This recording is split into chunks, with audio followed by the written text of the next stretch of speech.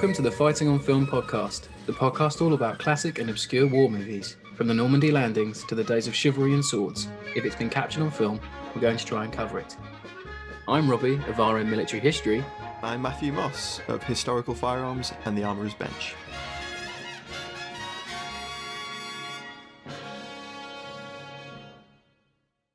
So welcome back, everyone. This is a bit of a special episode. So the other day... I'm looking forward to this one. Yeah, it's going to be fun. So if you remember a couple of weeks back now, we put up on the Twitter, Pitch Perfect. It was to pitch us your war movie ideas. And we were overwhelmed at fledgling FOF Studios with some fantastic pitches. So we'll try and get through as many as we can. Some of you suggested actors. Some of you even suggested whole themes and plot points and everything else. It was absolutely fantastic. A couple of people threw us whole series. Yeah, they did. It was amazing. I put the tweet out thinking, you know what? I'll put this tweet out because I had the idea the night before. I thought, everyone will have fun with this. I'll put it out and I'll let it sit and I'll come back to it. Because I'm working on like a fairly in-depth journal article right now. Busy boy. So I'm pretty busy. So we put this out and I thought, oh, it'd be fine. I'll come back to this later. Didn't do a thing on the article that day because I was too busy reading everyone's replies and reposting them and like getting into it too much because it was just so interesting. Like by the end of it, I was wistful for like so many of these ideas. I was like, why haven't these been made? Like there's so much good stuff here. We had some crackers, didn't we? So we'll get our pitches out of the way first. I think we're going to do like a special show on like war movies we personally wish were made. My major one is Hill 235. That's the title. And it's the story of the Gloucesters at the Battle of Imjin River in 1951. And it would just basically tell the story of the battle and then the experiences of the men that became Chinese POWs, which I think would be equally as interesting. Yeah. Robbie and I had like a chat about it and we thought Benedict Cumberbatch would be great as James Caan VC, the commanding officer. Yeah, he's getting a bit older, so I think he'd suit it. Yeah, he'd probably fit it, wouldn't he? That's a film I think deserves to be made. That'd be good. I'd really enjoy that. More Korean war movies anyway. Definitely much needed. What's yours? Brilliant idea, Matt. Anyway, mine is called Raid on Battery 813, and it's a story of Lovett's No. 3 Commando and their raid on the Goebbels Battery and the Dieppe Raid. Oof. Combined operations, Dieppe Raid. It's not really had a movie yet anyway, but I'd also want to involve like the little detachment of Rangers that went with them as well. Oh yeah, you did a video on that, didn't you? I did, yeah, on my YouTube channel. Check it out if you haven't. And I also thought Tom Hiddleston would play Lord Lovett. Oh, he's a perfect casting. Yeah, I'm not saying he's a dead ringer, but he looked bloody like him. We had so many sort of like suggestions for a Dieppe, and that's a good sort of like microcosm within the whole operation that you could do. Right, then let's jump into some of the listener suggestions. Yes. So first up, we've got Cold War Conversations. Great pod. Who has their own great pod. And he suggested Operation Sea Lion based on the book by Richard Cox, which in turn was based on a Sandhurst war game, I remember that, directed by the late Dr. Paddy Griffiths. But you could have some great characters and personal stories from the book and that would work well on the big screen, he says. I think that's right. I think a Sea Lion film would be really interesting. Be really good. I don't know whether he means like a what if of. I guess he does. You know, like how the invasion would have looked. It's like a longer stay in reverse, I guess. That'd be cool. So much in Home Guard. Just bring up the bombard. Bring up the bombard. Yes. Absolutely smashing the shit out of a Panzer II. Oh yeah, can you imagine a Hesh round hitting a Panzer II? My God. So moving on, we've got 1940 Medal Campaign. His or her pitch was on the same theme. There's a great novel called All the King's Men, which imagines Britain partly occupied by the Nazis and the role of the auxiliary units, who eventually morph into a sort of British resistance. Always thought it would make a good film. And I thought it'd make a good film as well. You did. I was also upset because I wrote a 10 episode script of that exact thing. And now I know that someone's written a fucking book on it. I'm going to trash those scripts. Well, I mean, maybe you just need to like retreat it and you know, pitch it to a production company because we haven't got the income to set up FOF Productions yet. I mean, we had SSGB, which is a Len Dayton book. We do. And the BBC did a fairly lackluster sort of adaptation of that a couple of years ago. didn't really do much for me. No, it didn't capture me. Yeah. And there is a late 60s amateur movie that I think we're going to cover eventually. Yeah, it happened here. Yeah. It happened to, that's it, that looks really great. It's sort of like a labour of love movie that was made about an occupied Britain. I think there's it's like 2013, 2012 film called Resistance. Something to look into, because I love the idea. Like the idea of those auxiliary units, because they're fascinating in themselves. Really, there's a lot you could do there. And Lydia Jane had a short, succinct pitch, which was Monte Cassino, directed by Taika Waititi of Jojo Rabbit fame, the guy who directed that. Like some sort of action comedy. Yeah, like I wonder what kind of tone that would have. We had I'm saying it again, but we had so many suggestions for like Monte Cassino and Italian Campaign. Instead of him playing Hitler, would he play Monte Cassino? Well, the whole building. And just be like, stop bombing me, please. How that would be the role of a century, literally just portraying an entire casino. Yeah. No, it's not a casino, bro. It's a monastery. It's called Monte Cassino. They're not all they're playing slots, the Fallschirmjäger, were they not? Oh my god. It was a big gamble for the for the Germans. Moving on. So we got Tony Pollard, historian extraordinaire. So he says, easy, Bay of Pigs, directed by Oliver Stone. I volunteer as advisor.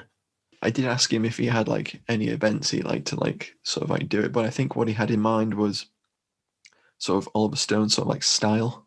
Mm-hmm. Like Platoon. If it's on the level of Platoon, then it'd be fucking cracking. What was that other one he did? The JFK movie. Yes, that'd be JFK. Great, because it's kind of around that area already, isn't it? Yeah, obviously? Yeah. So it'd be interesting to sort of be a prelude. So it'd be really interesting to sort of get that top down, like you combine Platoon and JFK, so you get like the governmental side of things, and then the men on the ground. That'd be really interesting. That'd be good, like multi-leveled. Yeah, so you got the CIA involvement, you know, the Cuban anti-revolutionaries, and that'd be really interesting. Oh God, Scott C. Mumpsimus. Some of your Twitter handles, guys, are absolutely crazy. Definitely cutting me trying to pronounce. So we've got this particular one. Mumpy. Right, we'll try and do his app. Mumpsimus Kalsaritkanit. Canit. If that's an actual name, I apologise. But at Scott C2 3566402 had a cracking idea for a Paddy Mayne movie. Yep. And he says you obviously get the war action and a lot that will seem outlandish to be true, but you also get him as a British lion in South Africa, his nighttime habits and how management tried to curtail them would really explain the man behind the warrior. And that was also suggested by at Lester Bandy. So I'll admit, you know, I'm not really clued up on Paddy Mayne. It's the first time I'd heard of him actually, when you guys suggested it. So he's a character. Yeah, he's up there with Lovett, I think. Wow, okay. You know, to have a war film and have him go into the rugby thing, it's multifaceted. You've got sports and war, you know.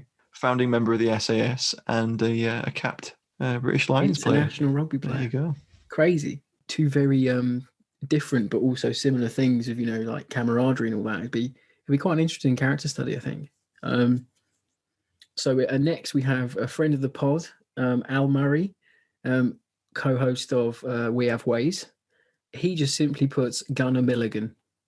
We had a couple of people suggesting Spike Milligan's sort of like wartime memoir be brought to screen, which is a solid idea. It was attempted in the 70s with is it Jim Lord? I can't remember the name of the chap.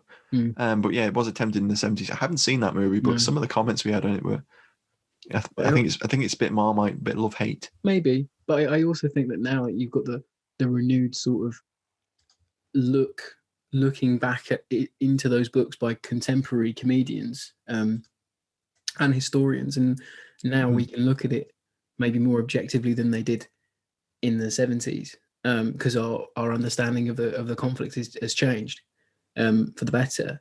So maybe that now it could be really given a good treatment. I think someone is trying to make those movies, aren't they? I think I heard rumblings, maybe. Perhaps so. I think Milligan might have even done a couple of wartime memoirs. Yeah, he did. I think it's 3 books. Right. Yeah, but definitely that's that real popular one. People he's mentioned a lot. Yeah, at History Bosch, at Moselly Madge and Andy Aitchen, and they propose a 50-second loading division Band of Brothers-esque series. And a proposed title by Mark was Smocks, Scots, and the Dutch Countryside, which I think like that. That's good. Rolls off the tongue. Yeah. But yeah, I think the love for the 50-second loading division is quite strong, especially like Andy H. And he does some cracking threads on what the 50-second we're getting up to. And the Smock budget would be off the charts for that one. Oh god, yeah. I mean, I would volunteer to be an extra just to steal the windproof. Pay me in a smock. 50 seconds special windproof. If I can have a smock, I'll do it for free. You could take Peter White's book with the jocks and make a really, really good sort of like war movie out of that, or Band of Brothers-esque series. We had a lot of people were saying like Band of Brothers-esque, almost anything will be a winner. Band of Brothers British, Band of Brothers Polish, Band of Brothers Canadian, French, yeah, anything, literally anything. And you could do it. You could do it for any time period, any sort of like topic or any operation, and it would work because it's a good formula. They're the benchmark, aren't they? They're constantly 20 years old now. Band of Brothers. God, yeah. And it's still 21 years. Sorry, there's scope for it. There's room for it. Someone bloody make it.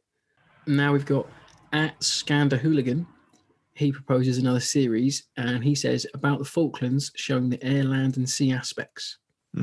And that was also similar one was also suggested by at Jesus is Undan. And I suggested difficult to read out people's ats, isn't it? When it's just flows. Yeah, when you have to read them, it's a bit weird because you're just clicking on them. That could be. Is it Je suis? It could be Je suis. Je suis Undan. Je suis is Undan. Yeah. Anyway. Je suis. I can't French. I think it might be Je suis. Oh yeah. But anyway. I can't read. That's what we do. It's hard. I'm dyslexic and I'm struggling with this. Anyway. But Yompers, that's a good title. I like that. Yeah, Yompers. Yeah. I think that'd be cool. I could see like just sort of boots going across like a muddy thing. Oh, you think like title sequence? Yeah, like nice. The Bill, but with commandos. Yeah, with a decent bit of theme tune behind it. Yeah. Good, yeah. Not the Bill's theme tune. For international listeners, the Bill is a long-running British police show. Yeah. And the intro is just policeman's feet walking. Anyway, but yeah, I remember having like a conversation with a couple of people on that thread about like, films or series that could be sort of like an anthology. And it could look at various different aspects of the war. So you've got the civilians, you've got the conscripts, you've got the Argentine commandos, you've got the Royal Marines, you've got the paras, you've got the Gurkhas, you've got the Fleet Air Arm. Yeah, you got the lads on the ships. You got this. What was it like for the civilian crews on some of the ships and stuff? So that'd be mad. The crew of the Canberra. What the hell? 1 week you're doing cruises, the next week you're in a war zone. I know. It's absolutely crazy. But more needs to be made. I mean, as we saw with Ungentlemanly Act, there is hunger for good Falklands content, and there are some great Falklands movies out there. But not enough of them. It's like it's almost as bad as the Falklands. The Falklands. It's almost as bad as the Korean War. So next up, we have It's Far North. It's Far North. Far North. See, Robbie compiled this sheet of everyone's names, but he didn't put their actual names and he's just put their ats now. So well, because I thought people would know their Twitter ats more than... True. Okay, that's a good point. And equally, if you're listening, I assume you'd remember your own idea. Yes. I mean, my memory's that bad, I probably wouldn't, but yes. So he says, or they say, I should say, they say a movie that has almost no battle scenes, but instead focuses on what actually wins war: material supply and logistics. If you must do a World War II show how the US supplied millions of heavy trucks and etc. to the Soviets, or how the Green Zone in Baghdad was set up and supplied. Yeah, so that's interesting. Raw logistics call the movie. Well, there's so many elements that you could do. You could do the Baltic convoys, which are massively undersung. Yeah. You could do you could do a film on Crap Game, and about being in a logistics depot. That's probably about as close as anyone has come. Crap Game from Kelly's Heroes. Yeah. But yeah, that'd be really interesting. Apocalypse Now, will they go to the quartermaster to get stuff? Think so. Yeah. Quartermaster scenes are always just like an opportunity to like show gear, though, aren't they? Really, They pretty much are. Yeah. that's all it is. Or show how cranky the quartermaster is. Yeah, Usually. something about forms. No, there's definitely traction. Imagine like a series. I'm getting off topic, but imagine a series of like the guys in the Dakotas trying to supply the lads in the jungles, all that sort of thing. Or Berlin Airlift. Yeah. Or RAF helicopter crews in Borneo, at Beverly Palin, and at Hopcroft.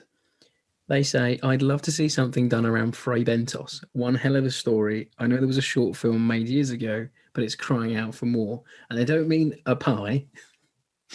They mean the tale of the Mark I tank that got bogged down. I think it got bogged down in no man's land. And it did, yeah. It got stuck in a crater and the crew had to defend itself against German attacks. Yeah, and that would make a great. It's like Fury, basically. I think that's where they got the. I think a lot of people were saying, and it might actually be right, that Fury was based on Fray Bentos. Fray Bentos, yeah. To a degree. It's a great. Which makes sense. If they shoot it as well as they did that end scene, that end battle in Fury, which is beautifully shot, doesn't matter like how it stands up militarily or historically. Beautifully shot, like the cinematography on that Tracer Fire was gorgeous, really nice. But that would be phenomenal. I would love. I need to dig up that short film. I haven't seen that in a long while, but I do think there is one out there. Yeah, I've not seen it. But yeah, no.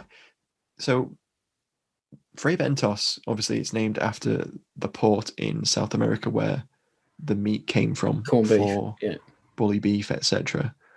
And they thought that the crew of the tank thought, we're in a big tin can, just like the meat, so why not? Great. It's the best name for a tank I've ever heard. It is. And I think it was Beverly. She also suggested that a tortoise is named after the tank, Fray Bentos. Brilliant. What a great name for a tortoise. Yeah, well, she said she'd like to put up Fray Bentos, her tortoise, not the tank itself, for the starring role in a film about Torty, the tortoise from Gallipoli. Wow. Who I believe is still alive. I think he's in like a zoo in Glasgow, I think. Oh my God. I think he's the last surviving like veteran of Gallipoli. Gallipoli veteran, that's mad. Honestly, I do. I think that's right. Look that up. Well, I assume that would be animated, like the Stubby, the dog film that came out a few years ago. Just going to make sure I'm correct on that. Yeah, there we go. Yeah, he's still alive. Bloody hell. Where is he though? I think where does he live? He's still at Gallipoli. No, he's not. He's not in Glasgow. He's in New Zealand. Apologies. He gets around. Bloody hell. I don't want to erase like his story. Sorry, I didn't know fucking tortoise survived Gallipoli. It's still fucking alive. The other day, I was like, what the fuck? That's mad. Imagine the shit that tortoise has seen. Yeah, he's 200. Imagine what that tortoise has seen. Torty's 200 and he lives in a zoo in New Zealand. There's a tortoise that survived the First World War, the Second World War. Sorry, Torty is a lady tortoise. She survived the First and Second World Wars and the Cold War. Yeah. That's crazy. Make that as a fucking film. That's blew my mind. But moving on. At JS. How can you move away from Torty? That's I don't know how we can't anyway. Anyway. At GS Swinburne says the Zeebrugge raid, 11 VCs before breakfast. Oh, Zeebrugge would be great, yeah. Yeah. And we suggested the title of Citations Before Cereal. You suggested that. I had nothing to do with that. I'm an ideas man. I'm not. Take your credit for that one.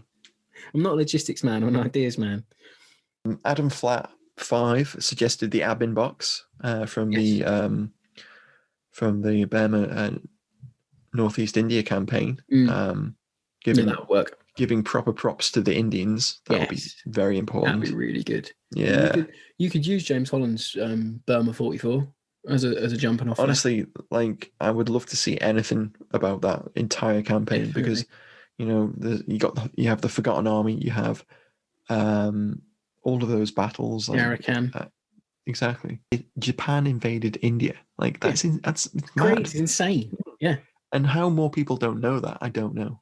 If we don't make movies of it, and I think I argue this on one of Paul's live streams ages ago, last year, and I was like, we're getting towards a period now where less young people are reading books, or they're not reading books about history as a wide scale as they perhaps were.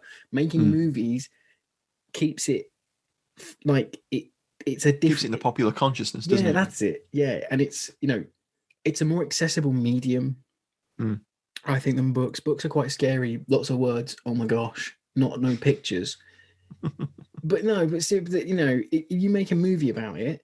You go, oh, you want to know about Burma? Stick this movie on. You want to know about what happened at Omaha Beach? You put the first 10 minutes of Saving Private Ryan on, because you can see it, you can hear it. And hopefully it makes them want to read a book. Yeah, well, there you go. So that's why I always think about war movies. Like, I always think a good war movie makes you want to read about it. There you go. Read about what it's portraying. Go away and learn more. And I think a movie like that about the Abin box would really help the memory of these guys as well, because they're so fucking brave. They the hardships they. I wonder if any Indian movies have been made about it. We'll have to look. I know they make a lot of movies about the War of Independence. Yeah, their war with Pakistan, etc., and That's it. Some stuff like that. But yeah, I wonder. I bet they have. I hope they have. Yeah, we'll have to seek them out if they have. Let us know, FOF fans. Next one is from Calais From, which reads, "Okay, this will be a monster." So that sounds good. It's the Siege of Cawnpore. Ooh. Seen from the eyes of General Wheeler's daughter inside the entrenchment. Movie starts in 1909 with a Catholic priest called to give last rites to an old lady in the bazaar. As she lays dying, she tells of the siege, the capture, and her life afterwards. And with Nicole Kidman in the starring role. There you go. So that I like that. So it's like in 1900 she's getting the last rites. So it's almost like The Man Who Would Be King. Yes. In that respect. So it's a bit Kipling. So he's recounting the story after the fact. I like that. Anything from the Indian Mutiny would be interesting. The Uprising, that'd be really interesting. I can think of only 2 films that have ever touched on it. There's a Rock Hudson movie where he plays an English officer, and it sort of like uses the mutiny as a plot point. Yep. And the controversy over what the cartridges were coated in. And then there's an Errol Flynn movie about the Charge of the Light Brigade called Charge of the Light Brigade. And it begins in India about an Indian uprising. And it's basically this is like total like 1930s Hollywood. They take the Indian uprising and then put it before the Crimean War, which is not chronologically correct. It's not right. Yeah. But that's what they did for cinematic purposes. So the big enemy in Charge of the Light Brigade isn't the Russians, it's the Indian ringleader from an uprising in India. It's very confusing, but it's a film we need to cover on the pod, because we definitely need to do a look at the 2 Charge of the Light Brigade films, because they are kind of unusual. The first time I learned about the Indian Mutiny was from a Commando book. So oh really? when I was young. Was it set during it? Yeah. It had a flashback to it. I remember there being a bit about it, where the guy was saying, "Oh, coated the cartridges in pig fat or something," and then there was like an uprising. I remember it quite. It was one I liked. I think I used to read a lot of them over and over. So yeah, we've got at Just RVB. He says Charles McDonald's Company Commander. So that would be an adaptation of the book then. I assume so. I haven't read Company Commander, actually. I haven't. I'm aware of it. Using those books that are well revered, turning them into film should be a no-brainer, really. Yeah. And I'll throw an adaptation to the ring I would absolutely adore to see, would be Warriors for the Working Day. Yes. Someone make that. Comets. You go from Shermans to comets in it. I mean, that's all you need. David Piper's Trial by Battle would be good too. Yes. I think we need a show on adaptations. We do. We really do. I think that's what we need to do. Paul Pow What a great app. That's pretty good. Suggests Captain Charles Upham, VC, and Bar. Now that would be a film. Yes. Just on Charles Upham's like exploits, that would be insane. Be really good. Just more VC winners just getting films would be brilliant. Because every one of their stories is inspiring and absolutely crazy. To think that someone actually did that, a human being did those things that human beings do, is always incredible. Well, I mean, an Upham film would see him go from Greece to North Africa, and then his time as a POW as well. That'd be crazy. So that would be. I think he was in Colditz, if memory serves. Oh, wow. So that would be a hell of a film. Think of the scale. Yeah.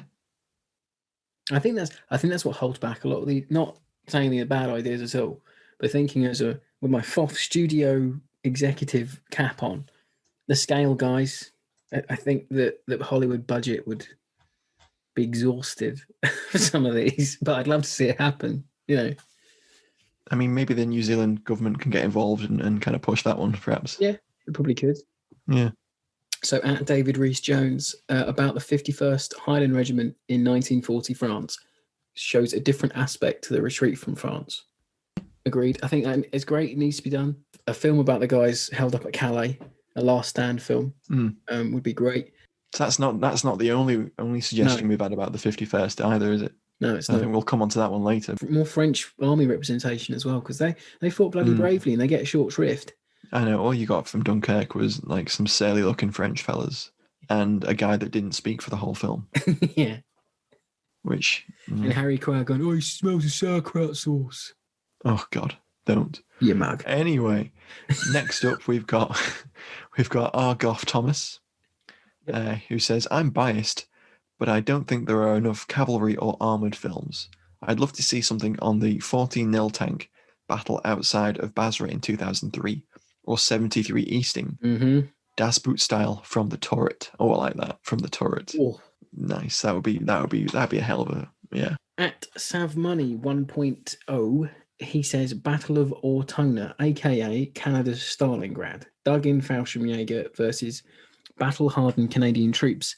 Mouse holing. Oh yeah, mouse holing Canadians. Yes. Who wouldn't want to see that? Who wouldn't? Christmas dinner a few blocks from the front. Title Ortona. Perfect. Brilliant. What more do you need than Ortona? I think did he mention that sort of like Ortona's up there with Stalingrad, like in the Canadian consciousness? Yep. I remember talking to someone about that, and I thought, well, that's true. Yeah, like it's right up there with what is in Canadian military memory. Anything Italian campaign. Yeah, definitely. It's underdone. It really is undercooked. And like Prima Sol Bridge as well. Yeah, moving on to that. Which Mosley Mage or Madge. Mosley Madge, yeah. Mark and Sam the dog. He's on Twitter as well. Suggest a Prima Sol Bridge the movie. Bridge the movie, that would be good. I mean, yeah, some pre-44, anything pre-44 parachute regiment would be really nice to see. Paratrooper with Alan Ladd, that covers it. But it's not a great film. It's good because it has early parachute regiment in it, but that's an odd one. We'll come back to that on the pod, I think. And we end up having a battle in a quarry.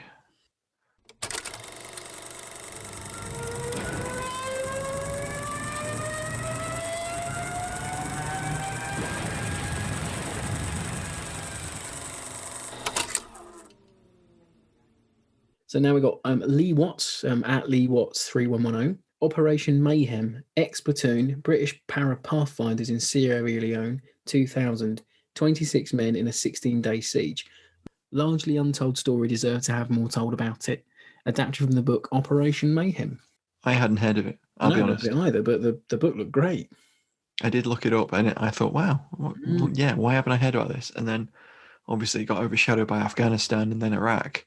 Yeah. So we regularly forget about the operations in Sierra Leone. But I know we were there. I just don't know a lot about it. And again, a siege film. Everyone loves a siege film. Everyone loves a siege film. They are good. We got Nick Hewitt 4, who suggested Battle of the Barents Sea. A small Royal Navy force sees off a stronger enemy force through daring and bluff. Definitely up for that one. I think the heyday for Royal Navy movies was probably like the 50s, 40s, I think it was. late 40s, 50s was definitely like when we were getting those like Sink the Bismarck and those kind of movies. But at World War II talk, Band of Tommies in the desert / Africa. Yeah. Handy narrative umbrella of a sweeping campaign, very true. So many possible individual strands. Distinct lack of modern treatments, very true. And we suggested the title The Desert Rats. Simple. Like Matilda's to Crusaders to Grant's, Sherman's right at the end with the Americans coming in. And I think that's why Banner Brothers works so well, because you're sweeping through. You have the sort of the progression there. And I think that the desert campaign would really suit that. Yeah. You know, you could film it practically anywhere there's a desert. So, you know, you could. True. Yeah, it's true. It would be easier to shoot than most of these, I assume. It's kind of bizarre. Like when we're going through these, it makes you realize like how few aspects of the war are actually adapted into movie form. And if it is, it always seems to be like safe bets, you know. Stuff that they think people will want. 100 movies on Normandy and there's maybe like 3 on Dunkirk. Now we've got at Charlie E5. I'd love to see a biopic on Frank Maxwell VC. Wins a VC during the Boer War, becomes Kitchener's ADC with 12 Middlesex in World War One. 18th Div take all objectives 1st July, and Maxwell is instrumental in taking Treens Wood and Thiepval. Killed by a sniper as a brigadier general during 3rd Eep. I would suggest the title for that just be Maxwell VC. Yeah, that'd be great. That'd be I'd great. be up for that. Imagine like fighting the Boers, being in trench warfare. That must have been crazy. This is something I always wonder about. Like, imagine being at Omdurman, which is like a year before the Boer War, going from Omdurman to the Boer War to World War One. Must have been insane. Like, you just can't imagine like that progression. And that's really interesting. Like there's so many brigadier generals, like a lot of brigadier generals were killed at the front because they were up front leading. Yeah, they were, yeah. You know. Russ Burgos suggests King Col, the story of the last all-horse operation in British military history, as Brigadier James Kingstone leads a column from Haifa to Mandatory Palestine through Rutbah, Habaniya, and Fallujah during the Rashid Ali uprising in Iraq in 1941. Now, that's a bit of history that is not ever seen on screen or really even covered in documentaries. It'll be interesting because of where it's set, not just because of the story. It'll be like doubly, you know, if they made a movie about the Madagascar invasion of the Madagascar Islands, that'd be crazy. Things like that. I think they've got more legs because then a studio can go, oh, you're like, no one's made a film there. Like, come on, we'll go and do that. True. So at CPN Slow, Captain Slow, not James May, he says Charlie's War adapted for screen, and I suggested that it would be an animated adaptation. Would you go CGI or would you go hand drawn? Or hand drawn, without a doubt. You know, because I agree. The art of the graphic novels. But if it was CGI like the Tintin movie, then that would be okay, I think. Yeah, okay, I'll siege you that. Because I thought I was going to hate the Tintin movie because it wasn't hand drawn, and I actually quite like it. Like, I wish they'd get on with that sequel, but okay. Yeah, that would be really interesting because Charlie got all over the place. He did. From memory, if my memory serves. I think. I think there was a storyline a bit. Jesus. Yeah. An Amtrak coming down the fucking road. Hit it with the bazooka. The fucking movie on him would have been good. Ian Yule, the movie. Fucking would be. I always thought Commando books should have started to release like animated show. Yeah, I mean that format would really work. I think it would. Yeah, I don't know why they've not done it. Probably money. It always is. That's always the thing. Money, it's that big thing. At Scott Miller, at Make MCR, there could be so many subjects, but some kind of British Band of Brothers again. It's a winning series. It's a winning formula. I know Pegasus Bridge. I know there've been many versions of it, but nothing comes close to Band's production values, in my opinion. You're not wrong. You're not wrong, Scott. I mean, true. We keep coming back. Everyone keeps coming back to it. You know, we have ways there people are still watching that with them 20 years later. It's got legs, isn't it? It's true. Friend of the show, Chasmina, is well up for doing a Pegasus Bridge movie. Really is. And voice of the Alley Tally jingle, everyone. I think that would be great. I would definitely love to see a Pegasus Bridge movie. What happened? Just anything on Tonga, really, up Tonga. That would be really interesting. Would be great. What happened to that Pegasus movie that was coming out? Did it not? Well, I think it sort of morphed into an idea for a series called Paratrooper, where they'd like look at all of the paratrooper ops in World War II. That'd be good. And then it's sort of they did a little bit of like Unit 2 shooting for a Market Garden ep or show. And then, or it could be wrong, it could be two different projects, but I know that the Paratrooper show was going to cover Pegasus as well. Right. But it just ground to a halt because they couldn't get the backing. Oh, that's a shame.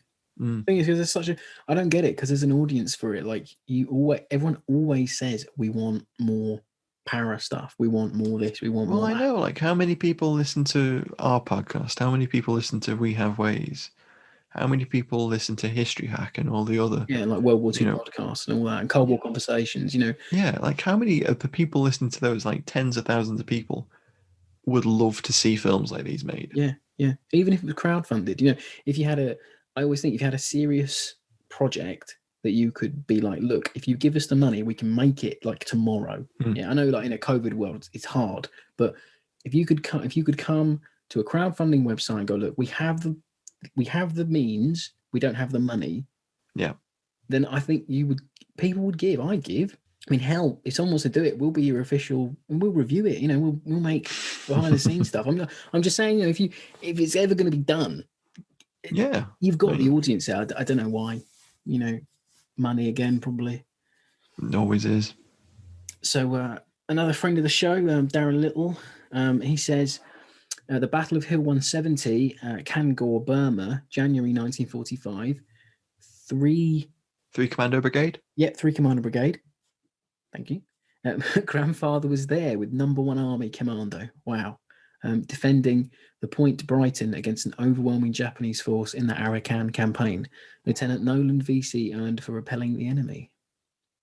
See, that's just actions in Burma there you go. That no one knows about. That sounds like a phenomenal story. I mean, I know Darren shares some things about the Battle of 170 on his Twitter. So if you're not following him, go and follow him and check it out. I mean, it's... Yeah, I've seen him mention his grandfather a number of times, and it's always interesting. Yeah. Friend of the family was a commando in Burma as well, and he... Really? Yeah. All those lads, they need a bloody movie, to sort of help the general consciousness. What's the closest we've got? Bridge over the River Kwai, when there's some commandos trying to blow the bridge at the end. I think there's a Kohima film. In fact, that leads us in nicely to our next suggestion from Paul over at World War II TV, who suggests simply Kohima. Kohima, yep. We agree, Paul. Definitely could be done, Kohima, Imphal, any of those. All of it. Needs to be done. I'd watch them all. Charles Cresswell says, how about a film about the modern soldier set in the year 2020 and the obstacles they face to go out and have a pint? The title could be called A Pub Too Far. Should help sell the idea. Now, I think I can see what Charles getting at there.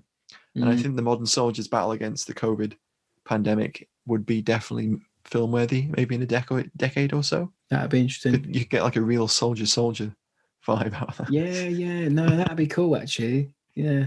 You could have a series about because I've got a friend, I won't name him, but I've got a friend who was in serving and he's retired now, but he's come back in to help the COVID stuff. Has he? Oh, wow. Yeah. So why couldn't Robson and Jerome reprise their roles? Yeah, at a depot, getting PPE and vaccines out to people. That might make like a good sitcom-y sort of vibe. By the way, guys, if you aren't British or went around in like the 90s, yes, Soldier is a like a sitcom type show set in the British Army drama. In the 90s. Yeah, comedy drama. Yeah. I haven't seen that in years, actually. They were number one, weren't they, as well? They got a number one. Yeah, they covered like Unchained Melody or something. They could break into like song while they're handing out vaccines. I think that idea that Charles has got there actually would really be really good. Yeah. Even if you I thought I about know it. he's joking, but I think you could No, I definitely do think it's something actually a with it. really, really good idea. But even if you did it, you could do it as a verbatim piece where you take interviews from everyone who's involved and you make the script out of the interviews. Mm-hmm. So everything you say is testimony and first-hand accounts. I think Yeah. that might be really interesting because the joke would be that they never get to go for the pint because by the time that they've got the time, the lockdown's changed or the rules have changed and they can't leave the barracks for a pint and the mess can't open because the mess is technically a bar or something. You know, that the whole joke would be they never get to have the pint. I think that would be quite funny. It would, yeah. I really like that one. I really think that's got legs. ITV, bloody Oh hell. yeah, ITV would lap that up. ITV Yeah. would love that. They get John Thompson in it. It'd be great. Like Cold Feet, but this. It'd be great. That's Anyone not from the UK and that is under the age of 20 is going to have no idea what any of that was then. Soldier and Cold Feet. Just 90s sitcoms on ITV. So next up, we've got Mosquito 1940, cracking app. One about the Malaya emergency seems to be overlooked event of the Cold War. Damn right it is. That is a really overlooked event. Mm-hmm. Probably even more overlooked than Korea. Getting a lot of good stuff on it on Twitter at the moment, though. I think it's having a bit of a renaissance. There's some really good books out there on Malaya and Borneo. Really, oh yeah, really good. I mean, it's almost probably a cheap comparison, but it is Britain's Vietnam. For some reason, we haven't fully sort of explored it as a country either. Really, I don't think we've really. No, I don't think we've fully appreciated like how many servicemen sort of like did national service in Malaya and Borneo, etc. Yeah, they're forgotten. They really are forgotten conflicts. You can't say fairer than that. You know, it's but then the kit as well. The kit on display. People would love to see Owen guns and Owen guns, Stenmark 5s going through to a Sterling, number 4s and number 5s going through to SLRs. I'm just talking about guns again because that's all I know about. Sterling book available in all good bookshops. There is a section on Malaya. Brilliant. Campbell Box says, I'd like to see an LRDG film, maybe based on A Good Clean Fight by Derek Robinson, which has a great Desert Air Forces component too. Totally get behind that. LRDG film. Be good. Yeah, I mean, I think there's like two films about the LRDG. Sea of Sand. We mentioned Sea of Sand in our first show and tell, didn't we? That needs a full episode. That's a good film, actually. Definitely get round to it. Desert Rats or Desert Patrol. I think that Desert Rats is a separate one, and Sea of Sand was also Desert Patrol, but there is a Michael Caine film. Oh yeah, that's based on a book by Zeno, isn't it? Play Dirty. Yeah, I think that's it. I think Play Dirty. Someone should make Zeno's The Cauldron into a film. What's that about? Well, it's a fiction piece about Arnhem, but written by a guy who was in. I think he was in Paratroops. I think it's a massive like the We Have Ways pod did a audiobook of it when the first lockdown happened. Okay. And I learned of it from that, and it's become very difficult to buy because of the pod, because everyone's trying to get a copy. But that, I mean, I'm sure with the crossover between our pod and theirs listener base is quite good. So they probably know. Yeah, they'll know about that. Yeah, they'll know, but that'd make a cracking adaptation. No, that does sound good. Anything about Arnhem done properly would be great. We love a bit of Arnhem action. And then we've got Rob Ship, and his is like I think it's a bit of a. I think it's like play on Patton's name, isn't it? Clever. It's called Patton Down the Hatches. We follow an increasingly frustrated and furious General Patton as he commands his paper army prior to Overlord. Gary Oldman returns as Churchill. No tube scene. Bryan Cranston is Ike, and Danny DeVito is General Patton. Wow. Can I offer you? That's a casting. Can I offer you an infantry division in this trying time? Now that'd be brilliant. So I assume this is filmed now. I think Danny DeVito's in his 70s, isn't he? Yeah, I think he's breaching it. Yeah. Better get it made soon. Yeah. I think Danny might be a touch too short for Patton. I want a shot of him trying to climb into a Sherman. That would be so funny. And then one of his aides just brings over a little step ladder. That'd be brilliant. So I assume this is pitched as a comedy, but Bryan Cranston as Ike I can kind of see actually. DeVito as Pat would be brilliant. Right. Next up, we've got Black Rat 1973, and they say, I'd like to see a movie of the story of the British battalion of the International Brigade. Oh, I like this. You could bring in the other units like the Abraham Lincoln Brigade. The Spanish Civil War was the start of the worldwide fight against fascism. Great men and great deeds. Yes. Or if that would that be the title? Do you think? Great Men, Great Deeds? Great Men, Great Deeds. That would be really interesting because the only film of that you've really got people fighting fascism in the Spanish Civil War that in this country at least is Land and Freedom by Ken Loach. Yep. And that is it's a good film. We will do it on the pod. I really want to cover it. It's on the list, the ever-growing list. Yeah. But the issue with that is it borrows heavily from Homage to Catalonia. I mean, I enjoyed Homage to Catalonia. I think it's a good book. Got it. A caveat to that, though, there's a couple of really interesting training films for the Home Guard that include Canadian veterans of the Spanish Civil War. Oh, wow. And he's training them. He's in the film, and he's training them how to throw grenades and to take on tanks. Is that a new DVD you bought? It is. Matt's got a very, very cool Home Guard DVD. Yeah, it's full of Home Guard training videos. It's great. But yeah, so that's interesting. Yeah, I like that. Caveat there, but that would make a good film. I think anything about the Spanish Civil War would be interesting, to be honest. I saw some of their banners at the People's Museum in Manchester a little while ago. I think that was great to see. So now we've got Cy Posty. He's a fan of the pod. This is a mammoth pitch. Yeah, this is Cy didn't just pitch a movie. He pitched a thesis. He gave us scenes and a sort of. So he said he pitches us a whole opener. So I'll do my serious talking voice. As German planes bomb Dunkirk Beach, a soldier is thrown into the air. Then money blows across the sand from his uniform. An unpopular corporal dashes to him and can be seen in whispered conversation before the soldier dies of his injuries. The soldier describes an officer with money strewn on the floor and a locked safe. Will Germans find it first? Can he get here and back? Can he get there and back before the last ship? He must leave the beach without others knowing. One has already took a pot shot at him, but who? He must go alone, now. Safe amid the enemy. You have the safe, obviously, plus the fact he cannot trust a handful of men under him. Oof. It's like a bit of a heist. Safe amid the enemy. I like that. Yeah. So that's a good play on words. So we've got a bit of a Kelly's Hero bank heist vibe going on here. French Franks. Where some French Franks are going to be liberated from German occupation. I don't know. I sort of have an image of someone like running up the mole with a bag full of French francs trying to jump on the last ship or something. Yeah, like a duffel full of it. Yeah, I like that. I like that. And his mate's on, but his other friend is like watching. He's like, "Come on!" And they're trying to jump over.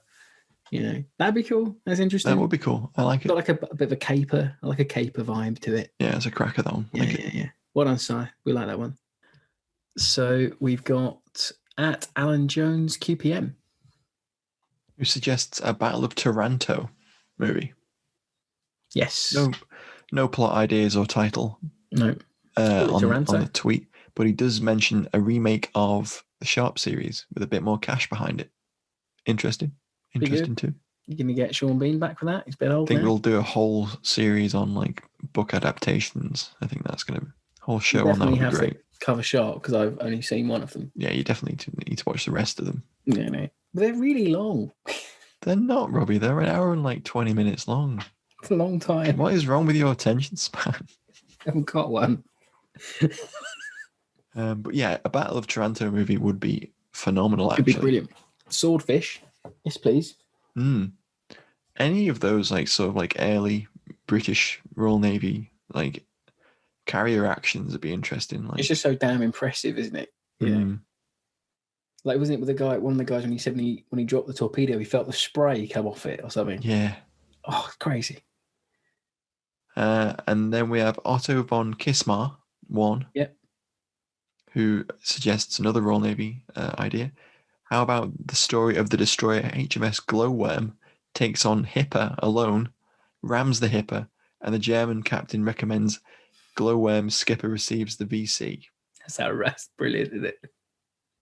Imagine being that good of a captain that the other captain like gave him a fucking medal. Honestly, that would be a phenomenal film. Like, I think it'd be brilliant. I think he was the I think his VC, he does get a VC in the end. He is the earliest VC action, but it was awarded post-war. Right. But yeah, no, it's a phenomenal, like that. If you read about that action, it's really, really interesting. So like they open up on them like at close range, and then they try to make smoke and sort of like move out of contact. But I think Hipper followed them through their smoke. Right. Instead of backing off as well. Yeah. And they tried to get a last salvo of torpedoes over the side, but they couldn't. So he decided to ram it, and he did really damage Hipper actually. Like I think Hipper actually did have to return to port for repair. Brave, isn't it? All these little VC actions things. The bravery in it is just it's crazy. Lieutenant Commander Jared Bromede Roop. Good name. Would be the star on that one, I think. At Kilo Delta Papa, he says, "How about a TV series on the Greek campaign? I'm pretty sure there were some British Commonwealth troops who arrived in Greece in November 1940, fought with the RAF against the Italians, then fought a running battle against the Germans, then evacuated to Crete, then fought the famous battle only to be evacuated again. Early wartime Athens with clubs and cabarets full of German tourists, romance, lots of action on the ground, in the air and at sea, politics. It has everything. Not many movies cover this particular theatre." Very true. Very true. Yeah, I like it. It's good. So you'd have a little bit of like a Casablanca theme feel in Athens, and then you'd have obviously the campaign in Greece and Crete. Wow. Especially the Italian invasion of Greece and all that sort of thing. That'd be really interesting. That whole fiasco. Really interesting. Oh, you'll like this next one, Rob. Oh. The sequel to Kelly's Heroes from Vogterbrubber 45 says, "We follow the characters through the war to see how it ends for them and how they spend their share of the gold." Yes. Me and Chaz Mina got into a bit of a what ifs thing on Twitter the other day. No, I think it would have made for a great sequel. It's a shame they didn't do one, or at least write a novel about what happened. I really give it like a MASH-esque TV it'd show. have been funny. You could have had them all just like having failing businesses and possibly coming together for another heist or something. I don't know. Or I even thought maybe they could go and try and find and then re-steal the German tank crew's gold, like when they're all retired, sort of thing. Like a sort of, he's really successful, let's go and rob him because he's the only one that invested his money or something. Or the German tank commander. Yeah, like go and find him after the war in like East Germany or something. I don't know. It'd just be funny. Like it could be good, like a fun romp. You could have a little Cold War romp, yeah. Sort of like the Soviets confiscated his share of the gold. Yeah, it's all in like and it's on a train back to Moscow, and they have to like steal it. That'd be fun. And rescue him. And they're like, the Tiger tank could come back into play, but quite funny. Smashing through the bank. And then James Adkin, he says, and lastly, doubt it would make commercial success, but very little made of Boer War actions. Very true. Agreed. James also suggested something about the Siege of Quebec. Yes. In 1759. That would be really interesting. Yeah, there are not many. I was surprised to see not as many like pre sort of 1880s sort of suggestions, actually. It's quite interesting to see what people are interested in. I think a Blenheim film would be brilliant. So few people realise how important and huge Blenheim was as a battle.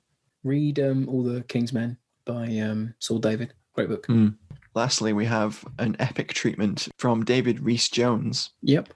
Who tweeted us a full treatment, really in-depth episodes, sort of breakdown of a 7 or 8 episode series about the Highland Division, Mm-hmm.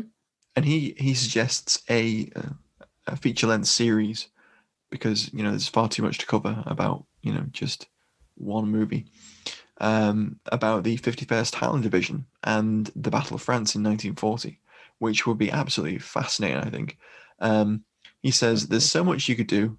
It would be like a Band of Brothers, but 3 or 4 episodes. Well, as the thread developed, it certainly went beyond 3 or 4. Definitely Ep 1, maybe departing from Southampton till Havre, the French welcoming them, and then to the Phoney War and the start of the distant sounds of war. I really He like says that. Ep 2, not knowing what's happening, holding the line, pulling out of the Maginot Line, the cut-off from Dunkirk, and they're in a race to get into a defensive position before being overrun by the Germans. So he also says that could be episode 3, and then you could do a separate episode on the Phoney War for episode 2. That's right. For episode 4, he suggests sort of like a more detailed look at the Argyll and Sutherland Highlanders and the battle, with the Germans taking huge losses and the chaos of being left and forgotten, perhaps ending with Churchill's speech on the 4th of June. Episode 5 would be the rest of the division fighting alongside the French and Charles de Gaulle, what Churchill and the War Cabinet were doing to help get the 51st back. So now we go to the War Cabinet and we see all of that political aspect, which is where his series really starts to get multifaceted. So then episode 6, being captured, seeing the impact of families, then bringing in General Fortune and the tensions with the French High Command as the Germans squeeze their pockets smaller. Love it. And then episode 7, you could split 6 and 7 with the retreat into St. Valery and Villiers-les-Roses. So you could do like little microcosmal, like so it looks at units and stuff. I think he's getting at there. And then the last episode, he says, I'm really unsure, but maybe something about Sergeant Charlie Fullerton and Corporal Bill Grant and the final surrender and the escape from France, with it moving to 1945 and the 51st march in victory into Bremerhaven, the end. And then he says a title, They Were Forgotten. I love that. I love the scope of that, because it's not only like a forgotten story, but you could easily make it into an anthology and have like a couple of episodes about life as a prisoner of war. Yeah, I mean, even covering like the fact that there were British troops on the Maginot Line, like that'd be a great episode. We've got Band of Brothers, we've got the Pacific. We don't have a British series like that. No, it's a real shame that haven't been made, because there's the actors there. There's so many successful British TV and film actors that would jump at this. That treatment there is more than enough, and it shows that I think it shows that the FOF fans are really fucking well read. There's some things I'd never even heard of. Well done, everyone. Very true. And 2, people want these stories told. Just reading through that thread and reading through them again here, it just makes me so like wistful. It does, doesn't it? It just makes me wish that these ideas were actually going to come to fruition. Hopefully, at some point, someone will pick up some of these or something similar, and we'll get great films about India or the Greece campaign, or the campaign in North Africa, or the Boer War, or the 7 Years' War. All these massive really world-changing events that happened that just haven't been covered. I didn't for a minute think that we'd get the response we did, and I think we could do more like this. I think everyone that's sort of made a suggestion probably has like 3 or 4 others. Definitely. Or there's loads of people that haven't chimed in yet. So maybe we'll do another one of these down the line. And I think me and Matt were going to do a proper sort of have a pitch, then actually describe your movie from start to finish, sort of thing, with actors and set pieces and things like that. A proper sort of treatment, just sort of our own movie. So maybe you'll have Hill 235 and Raid on Battery 813, the episodes. But I'll be making some fake posters up for promo of this. So hopefully your suggestion gets a poster. I can't wait to see some of these. Yeah, they're really fun. I used just as a little tidbit for you listeners, I used the cover art of one of the Airfix boxes for one of them because I just can't get a good picture. That Airfix art box art though is so they're good. cracking, aren't they? They're so good. Once again, thanks for listening, everybody. Drop a like, a comment, a subscription on whatever you're listening to, and we'll catch you again. Yeah, and don't forget to follow us over on Twitter at Fighting on Film if you haven't already, so you can get in on all this fun that we have pitching movies and such. If we didn't get to your idea this time, I think we covered them all, but that thread kind of sprawled and we may have missed one or Get a two. bit mad. So if we did, apologies. But as Robbie said, thank you for listening. Catch you next time.